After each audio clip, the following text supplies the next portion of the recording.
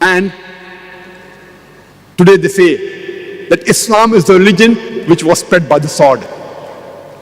A very good reply is given by Zakir Naik in his book, Islam at the Crossroad, on page number 8.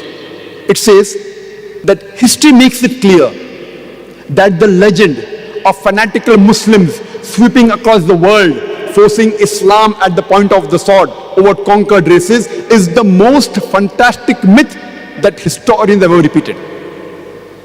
Zakir Naik is a very famous historian. He says that history makes it clear that the legend of fanatical Muslims forcing Islam at the point of the sword over conquered races is the most fantastic myth that historians have ever repeated. We Muslims, history tells us, ruled Spain for about 800 years. We didn't do our job. We didn't do dawah. Later on, the Crusaders came, we wiped out. There was not a single Muslim who could openly give the azan. We Muslims, we have ruled the Arab lands for the past 1400 years.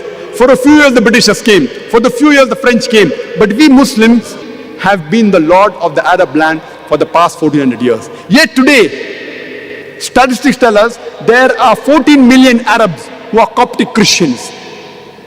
Coptic Christian means Christians since generations.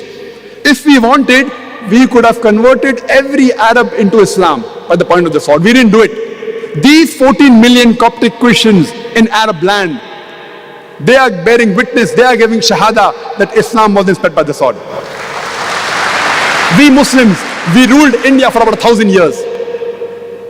Today, more than 80% of the Indians, they are non-Muslim. If we wanted, we could have converted every Indian at the point of the sword. We didn't do it. Islam does not give us permission. These 80% non-Muslim Indians, they are giving shahada. They are bearing witness that Islam wasn't spread by the sword.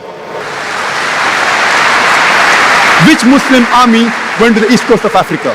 Which Muslim army went to Indonesia, which has the largest population of Muslims? Which Muslim army went to Malaysia, which has more than 50% Muslim? Which army? Which sword? It is the sword of the intellect.